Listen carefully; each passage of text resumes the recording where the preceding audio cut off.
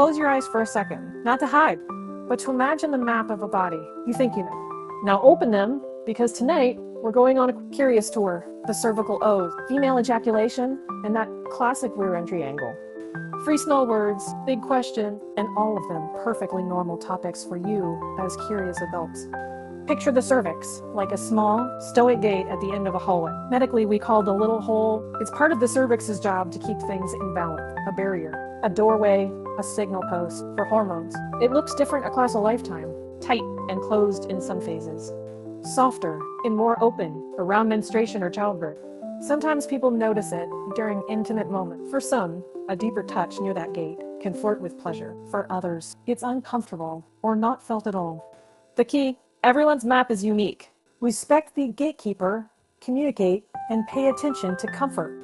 Now, have you ever heard whispers about female ejaculation? It reads like folklore, but it's a real, fascinating phenomenon. Some bodies release a clear fluid during intense arousal or orgasm. Scientists debate its exact origin. Some traces point to the Skene's glands, neighbors of the urethra. Others see contributions from the bladder. What matters more than labels is this: it's one of many normal responses. Not every person experiences it. The amount varies, and feeling surprised is fine. Curiosity is your best lab coat if this intrigues you. Read clinical studies, listen to first-person accounts, and remember that diversity in response is biology, not a problem. So how does position play into this?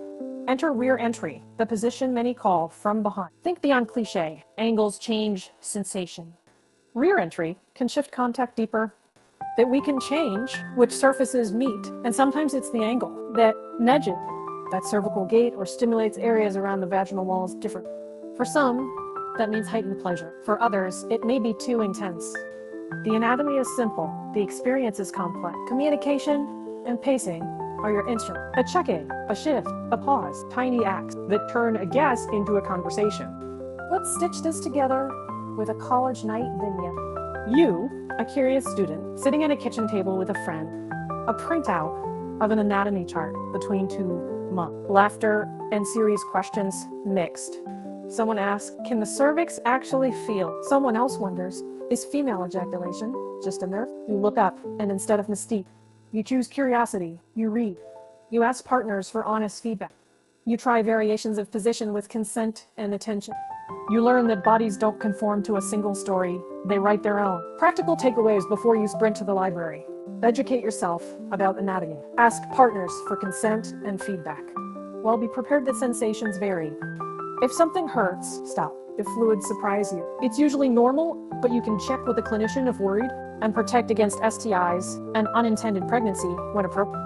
If you leave tonight with one impulse, let it be this: be curious, not experimental at the expense of consent.